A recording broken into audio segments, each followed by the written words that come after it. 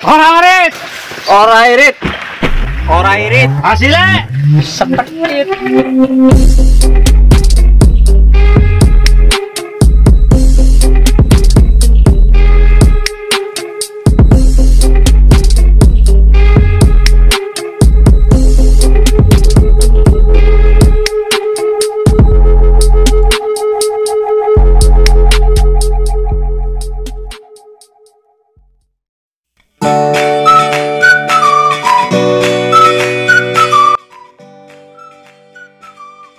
Pakan ternak ini sangat penting karena selama ini kita tertuju hanya kepada bagaimana meningkatkan populasi daripada sapi saja, ataupun umumnya umumnya adalah hewan-hewan ruminansia itu bagaimana populasinya biar banyak, tapi lupa dengan keperluan kepentingan pakannya, yaitu hijauan pakan ternak, di mana ketentuan daripada para pakar, para ahli yang mengatakan bahwa persentase daripada hijauan ini sangat tinggi untuk setiap individu daripada ternak ruminansia.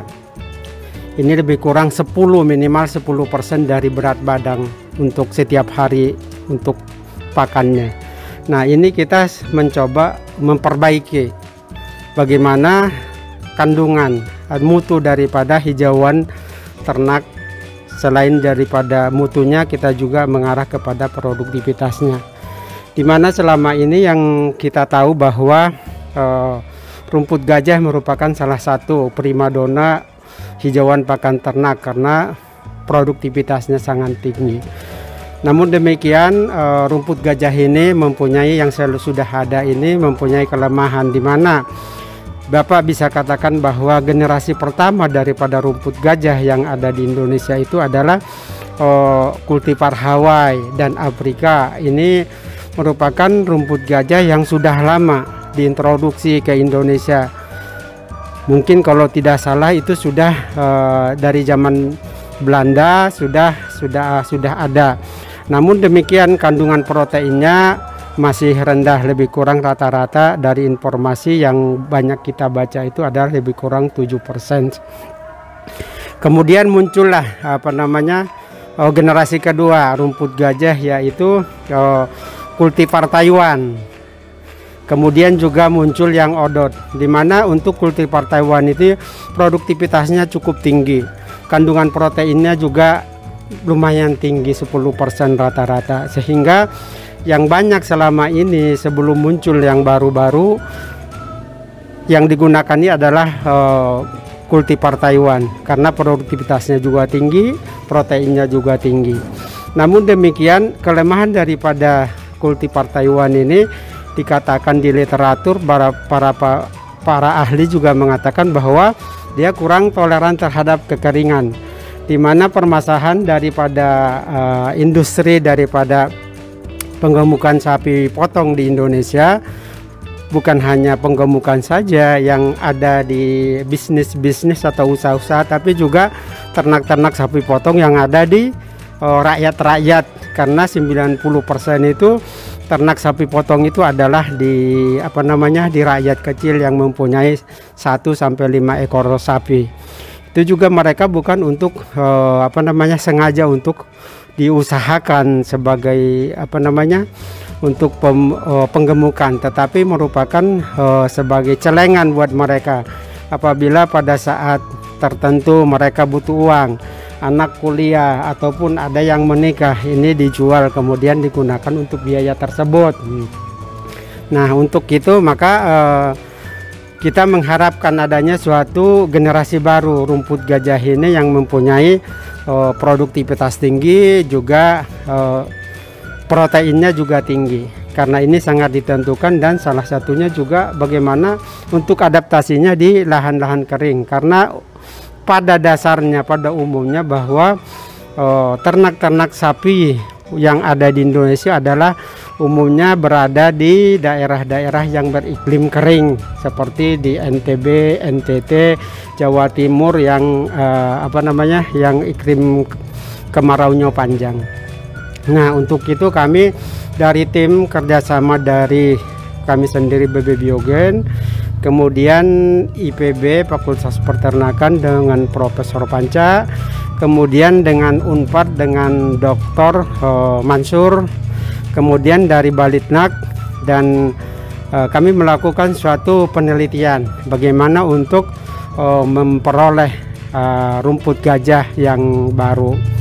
Nah, dari situ kami berdiskusi sebagai bahan tanaman yang digunakan untuk perbaikan ini adalah kita yang rumput gajah Taiwan ini, karena mempunyai produktivitas tinggi dan proteinnya juga termasuk tinggi.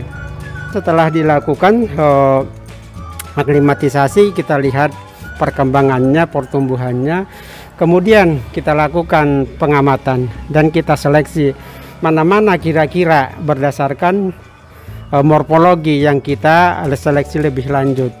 Salah satu arahnya itu adalah untuk memperoleh rumput gajah yang mempunyai sifat toleransi kekeringan.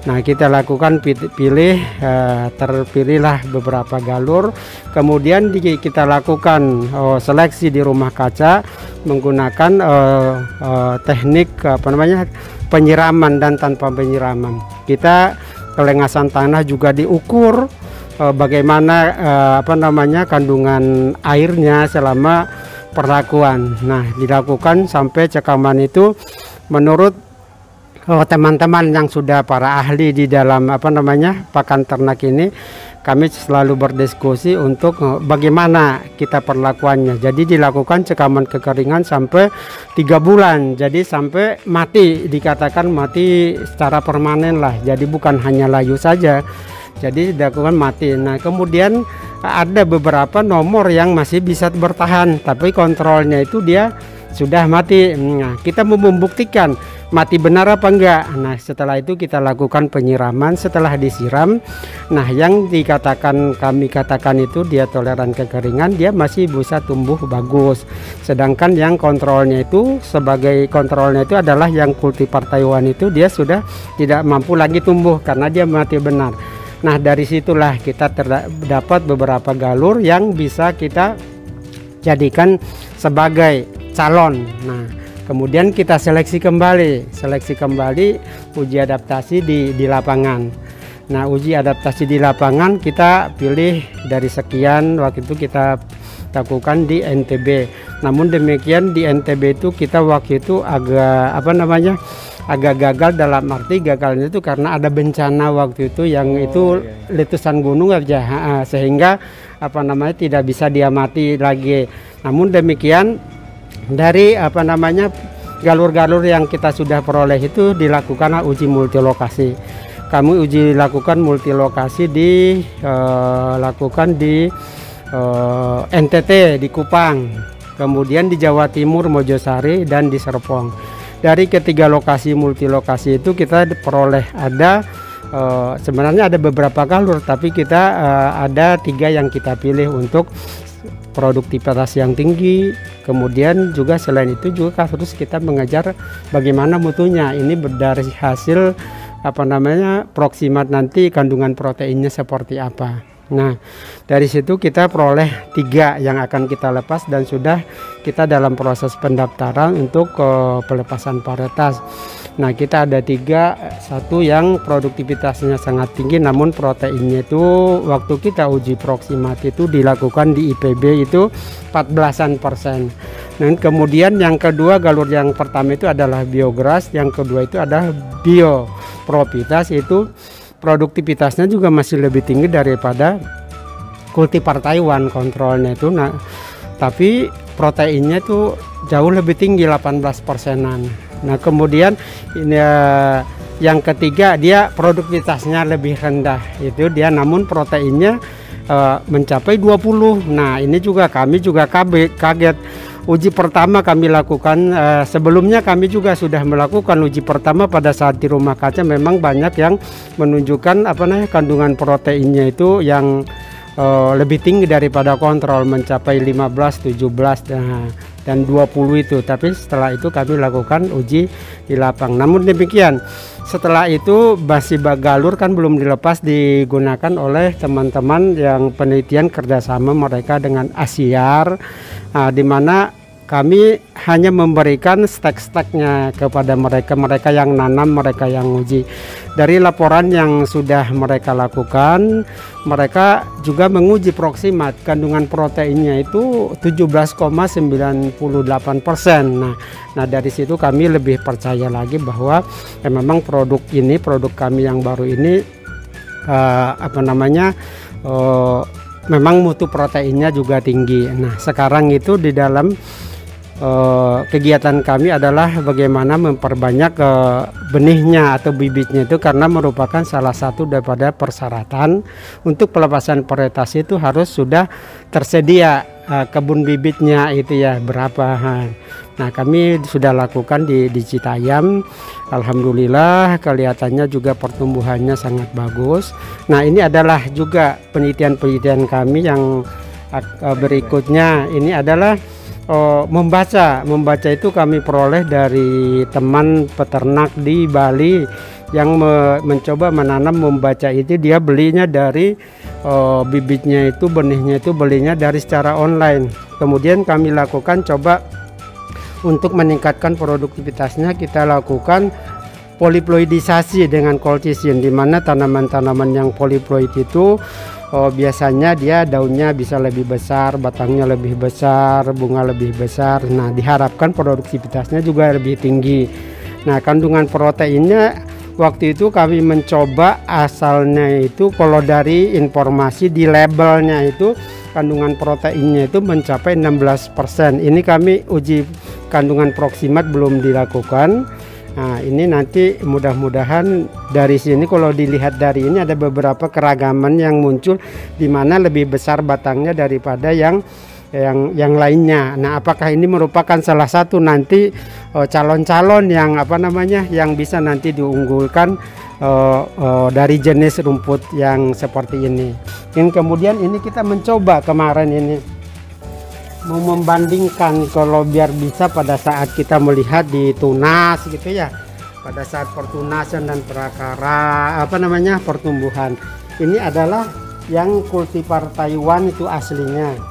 Ini adalah yang Propitas. Nah, ini adalah yang Biogras. Ini adalah yang Nutris, Bionutris. Nah dari sini kelihatan bahwa karena memang yang Taiwan ini kan memang asalnya besar ya.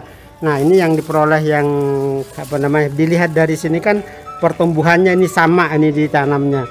Ini pertumbuhannya kelihatannya memang lebih bagus yang punya kita, baik itu Biogras dan Biopitas. Namun untuk yang Bionutris lebih kecil, memang dia batang-batangnya juga lebih kecil, pertumbuhannya juga, kalau pertumbuhan sih relatif anakannya banyak. Nah ini yang kita coba kemarin, mau membandingkan langsung gitu. Ini juga di polybed yang sama, bagaimana pertumbuhannya. Nah jadi untuk masih banyak sih penelitian yang menantang, yang menarik untuk hijauan pakan ternak ini, karena memang kita sangat pemerintah masih sangat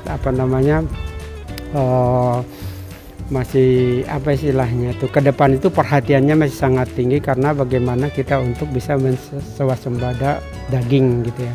Karena selama ini memang Indonesia itu lebih tertarik terhadap daging sapi lokal karena segar daripada daging yang diimpor ya.